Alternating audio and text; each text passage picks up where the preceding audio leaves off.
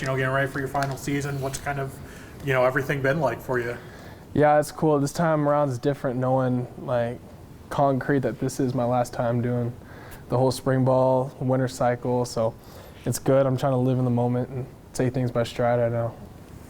You're working with the new position coach this year, Tyler Stockton. What stands out about him so far? He's awesome. He's got a lot of similarities to Coach Ione. I love Coach Ione. Stockton, we're still building a relationship, but he's, you can tell he's a wholesome guy, and he's going to push us, and he's going to put us in competitive environments. So I'm excited to keep working under him.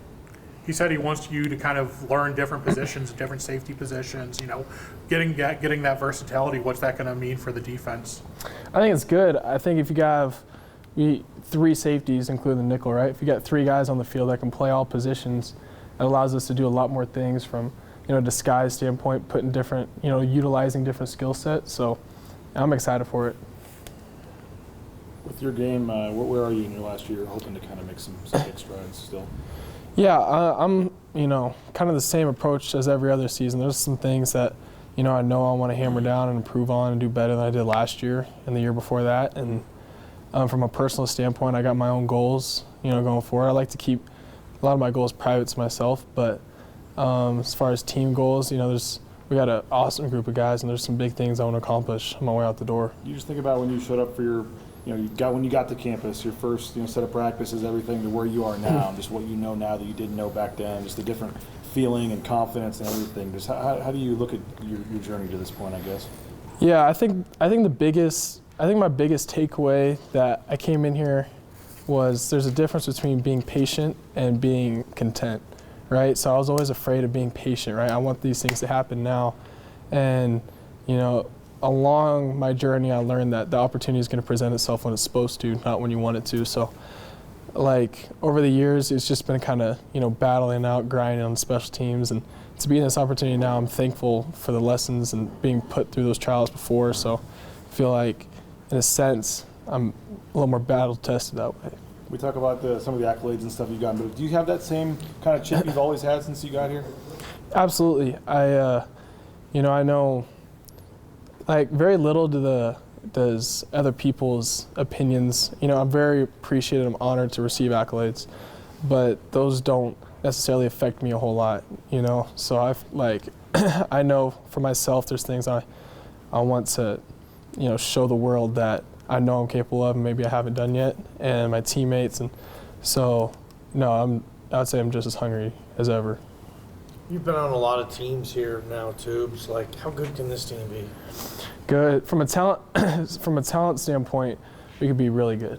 And I think part of this process is to build the team chemistry. So that's the piece that we're waiting to see. Can we bring this talent, put it together so we show up on Saturdays and our 14, hopefully more opportunities, that we've not only had the talent, that we brought it together and we're producing on Saturdays. The second year in a row, you guys got to replace kind of the emotional leader on this defense, right? Yep. Last year was Scott, this year is DJ. Who's that guy this year, or is it you?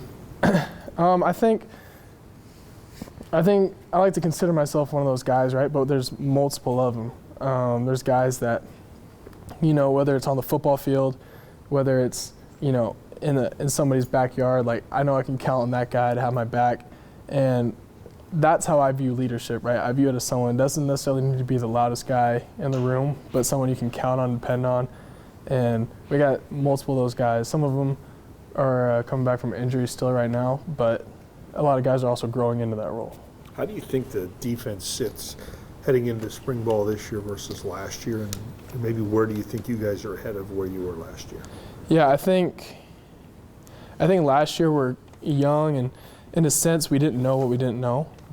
This year we took a lot of accountability of the things that we know we need to improve on, whether it's highlighted in the media by external people or not. We know what we need to improve on, and we're attacking that head on. So, just excited.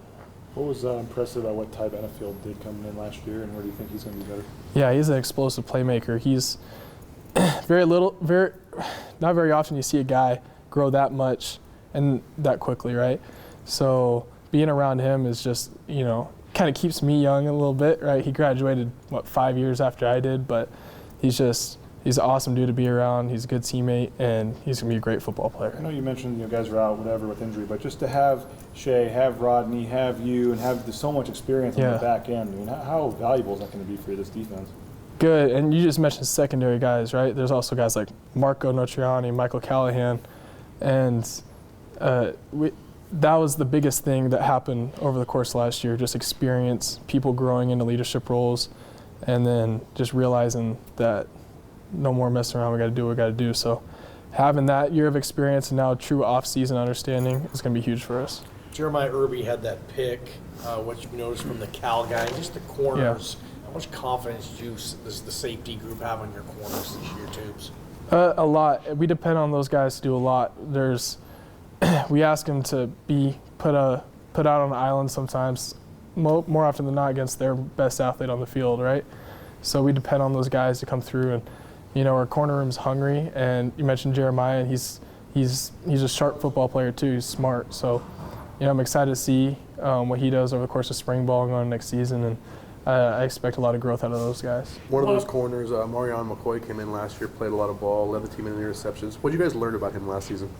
He has the play to match his confidence, right? And that's what you want to see out of a corner. He's willing to, stand on his 10 toes and talk the talk, and then he'll go back it up. So I got a lot of respect for him. I love playing with him. He's a fun guy.